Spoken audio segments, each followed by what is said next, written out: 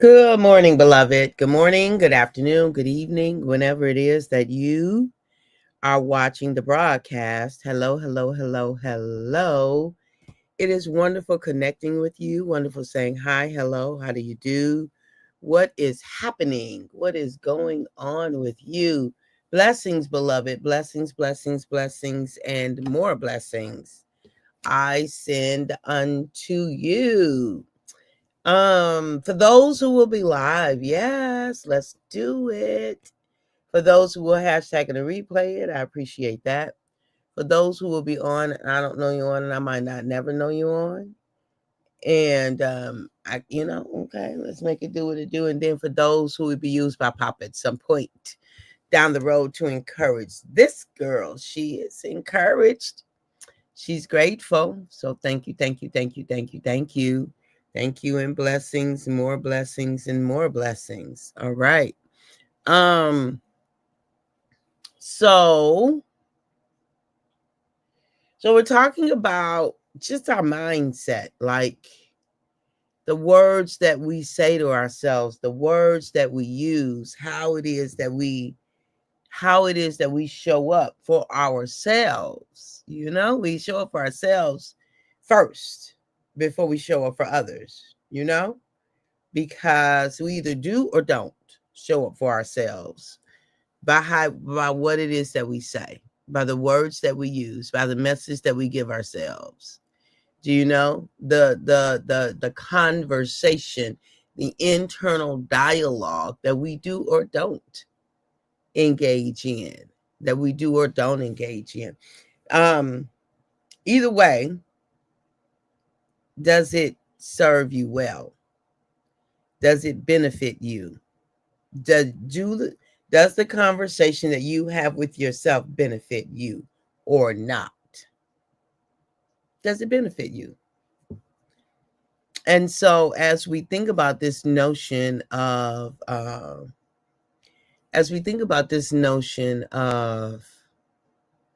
um, this notion of what am I talking about? What if? Man, I tell you, our mind, our brain is designed to show us danger. So we have to create a different environment, internal environment that um where we I don't want to say this, where danger isn't the first thing that comes. Now, if we're in danger, we want that to happen. We can't really stop it from happening. It's going to kick in. But what I'm talking about is something that isn't dangerous. Like there's no danger attached to it. There is no saber-toothed tiger. It's not none. But we feel danger because of other things that are happening, right? We feel danger. We're concerned about the possibility of danger. And so what do we do, beloved? Right? What is it that what do we do? Pay attention to your internal conversation. What are you saying to yourself? Right? What is it that you say to yourself? So good. Have you me some iced tea? Yeah. What do you say to yourself? What is the message that you are giving yourself? So if you've got good morning, Brian, love you back, sis. So if you've got something that's happening, right? Something that is going on with you, and you are concerned, I just want you to stop for a moment and ask yourself, okay, what am I saying to myself? What's your dialogue around the issue, the challenge? What's your dialogue around that? Right? What is your dialogue? What's the dialogue? Because that dialogue is going to determine if you are leveraging your what if, or if you're allowing that what if to beat you up, beat you down, right? Beat you down. Are you leveraging a what if? And how do we leverage a what if? What if it does work out? What if it's better than I thought it could ever be? What if it's more than I even imagined? What if it's the best experience I've ever had? What if, right? What if none of the things that I'm worried about happen? Erica, good morning, honey bun. Love you back. Right? What if none of the things that I, contemplated go wrong? What if, right? What if I have the most amazing time? What if I have an incredible experience? Do you see? What if? If we use what if in those ways, good morning, Tanya. Hey, sis. Love you back, sis. Because our brain, y'all, it's no fault of our own. Let me just say that. We don't have to blame ourselves. We don't have to blame nobody for it. We don't have to say I got it from my mama, my family like this. We don't have to.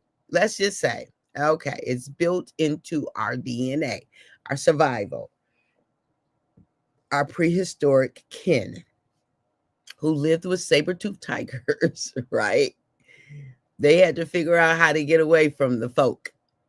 They had to figure it out, how to get away from, not the folk, the harmful things.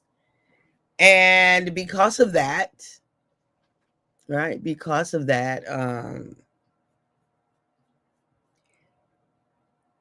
so we developed, right, this ability to feel danger even before we can see it.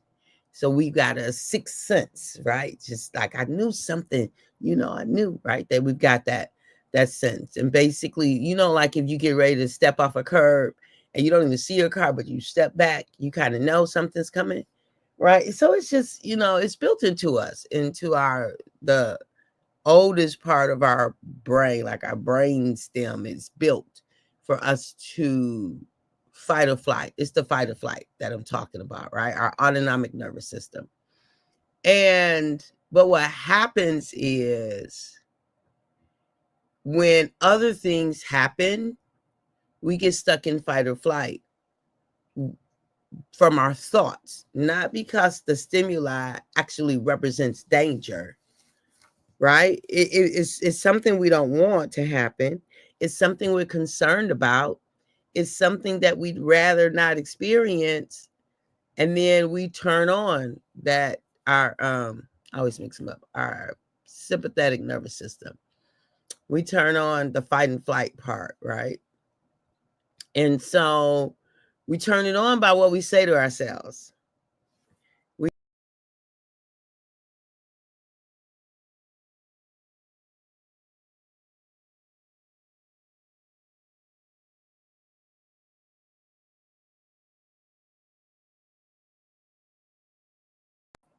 All right, not sure why I did that again, did that yesterday. But we turn it on simply by what we say to ourselves. Do you see? Or fail to say to ourselves. Um, so we can leverage what if, right? We can leverage what if. We can make it work on our behalf, right? We can make it work on our behalf. Yeah, we turn on the parasympathetic nervous system. Yeah, sympathetic is when we in rest and digest. So we can make it work on our behalf simply by the questions that we ask ourselves, right? Simply by the questions that we ask, we can make it work. So what if everything that I need is already mine? Like, what if it's already queued up for me? What if it's already made its way my way? What if it's just waiting on me to say yes? What if, do you see what I'm saying by the what ifs? And so we can get caught up in, we can get caught up. I'm trying to find y'all back. I got so many screens open, so many tabs open. Virginia. Oh, okay. Margie, good morning. All is well. Much love to you and my Detroit family. Hey, cousin. All is well. Much love to you and my West Virginia family. Hey, Virginia from Virginia. Hey. Hey, Chris. Hey, honey. Good morning, Dr. James. Love you all today. Be blessed because you are beautifully and wonderfully made. I am. And so are you. So are you. Hey, honey. That's my nephew, y'all. So yeah, absolutely, absolutely. Leverage your what if. What we say to ourselves, it absolutely matters. It absolutely matters. And like do a social experiment. I do social experiments all the time. Do a social experiment and ask, pay attention to how those who you are privileged to do life with, how they use what if. Pay attention to how they use what if. First of all, before you pay attention to how somebody else uses it, pay attention to how you use it. Pay attention to how you use what if. And if your what if is burying you, if your what if is putting weight on you, if your what if is not life-giving, start reversing the engine, like shifting, do a total shift for yourself, right? Shift that what if to make it more life-giving for you, right? Make it more life-giving for you. Now, after you done checked your own self in the most life-giving and loving way, then just pay attention to how your loved ones, your friends, your posse is doing what if. I love social experiments too, right? Right? Yes. Pay attention to how they're doing what if. And we can give invitations. I give invitations all the time. I do. I give invitations all the time. If I hear us having a conversation that's not life-giving, I will offer a life-giving for those who I'm privileged to do life with. Now, I don't just butt up in other people's business because it ain't mine, and it's not, I don't have permission. Like, I am permission seeking. I'm permission seeking. I'm not intrusive. Because I don't like intrusive coming my way. Good morning, Ray Price. Thank you for your prayers. I don't like intrusive. I like people to ask, Kathy, would you like? Kathy, is that okay? Kathy, what, don't just assume. I'm just saying, right? I'm not finicky, but I just mean like I have my areas, right? I have my areas. Like, I like to try things and I like to have the freedom to make mistakes because it's how I learn. Not only is it how I learn, but what's really driving it is it's how I feel empowered. It's how I feel confident. It's how my confidence builds. Do you see? And so if someone is always doing something for me, it feels like they're robbing my opportunity to build confidence. I know for some people it ain't that deep, but we all got our stuff. that's that I know where it originates from, right? It does originate from childhood. For all you Freudians out there, it does come from the internal messages that I gave myself back then, and feeling powerless and limited and wrong and unsafe. Y'all read the book. It's in my book. It's in my second book. Freedom is our birthright. That book was birthed to give myself freedom, to really unpack all of that. And I still, even though I know it, like, I'm not bound by it. I'm not limited as I was experiencing before and stuff like that. And I still have to deal with some of the stuff, right? But point being, I know where my stuff come from. I know why I act like that. And it's not harmful. Like, some things from childhood, we've got to know that those messages are still informing us today and they no longer serve us. So we need to release them. Some of them, we know where they're coming from. And I just inform people. Like, that's not something that I even want to, it's not an issue for me as far as needing to do work about it. Because I'm not over the top. So if there's a situation where it really is beneficial for somebody else to do it for me, I need to let them do it for me. Like that's not what I'm saying. But I'm saying if it's something that somebody else thinks I shouldn't do, or I should do a particular way, and if my soul is saying, no, I need you to try it this way. And if I try it and I bomb, I'm okay with that. Like, I'm okay with that, because then I learned, and I highly value learning and growing, like highly value it. Okay. So yeah. So what is do you need to shift your what if? Do you need to shift it? Yesterday, we talked about the even if, like that right there, that's so powerful. That's a game changer. That is a game changer. It's game changer, y'all. What if? Right? The what if, we used to hearing that. But even if it don't work out the way I anticipate that it works out, because this is the thing I know. All things work together for my good, because I love, right? And called. Things are always working out for me. Always. Always. One time we have a little bit more, I'm going to tell y'all a story about what happened last night with this ring I've been looking for forever. Forever. It was a divine. Papa just said the ring right there in the box. Now, let me just tell y'all, that was such a redemptive moment. It was such a redemptive moment. Oh my God. It was delicious and beautiful and empowering and confident building. It was amazing. It was amazing. It was. And I just believe that's the way Papa intends for us to live. Like, we're so clear, we're so available, that we could just have these conversations, that we can just be open to, like, freely leverage this is the thing. This is the thing. I think this is where what ifs really hinder us in this way. When we do what ifs, our what ifs are always tied to our human part. It's always tied to our human part. Like, we always what if and limit ourselves, because this is the thing. We have learned to leverage the human part, but we really haven't learned to leverage our divinity. Like, that's the part. That's the part. I'm taking care of human, the natural man, so that I'm not interrupted. Do you see? I'm not distracted.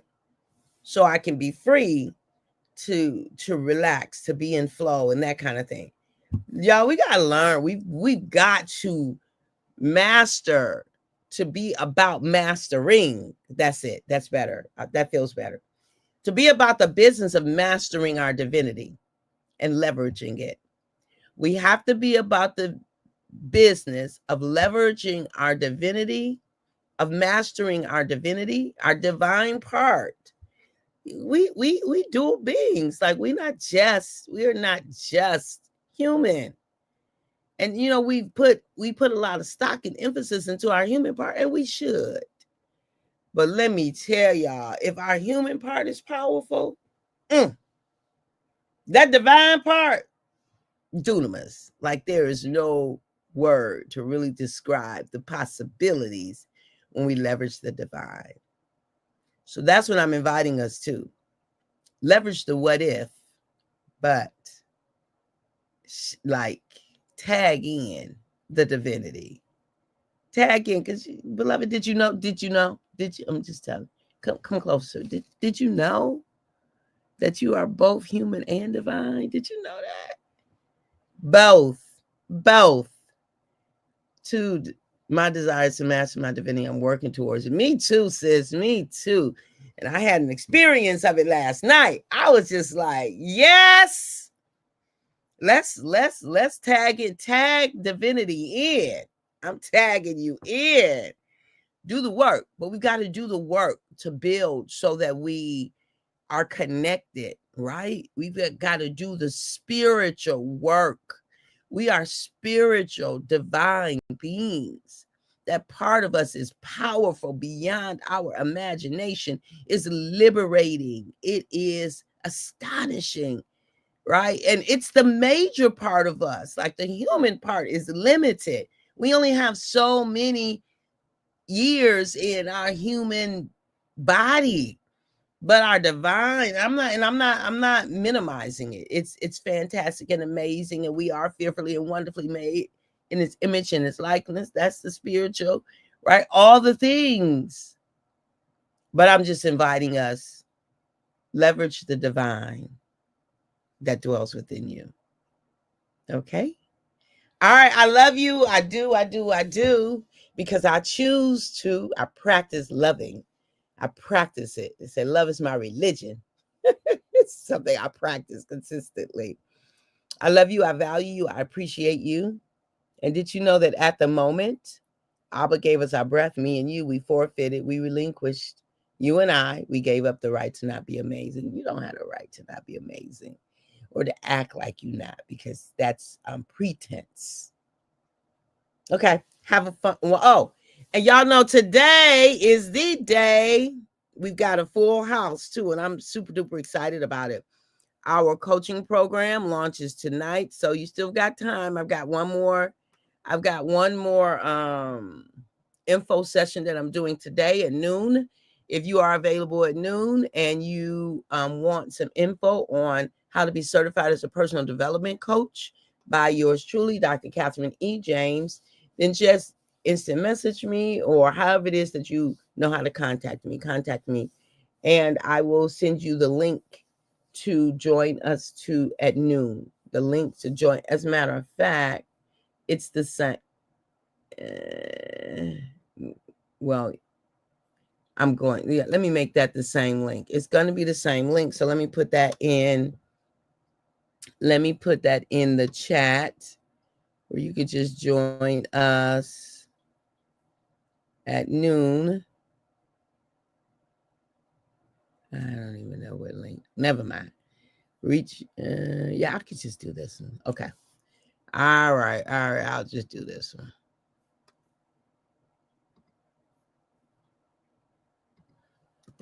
So join us at this link at noon if you are interested in becoming certified as a personal development coach. And otherwise, all of you who've joined, thank you for joining. And I will see you tonight at 7 p.m.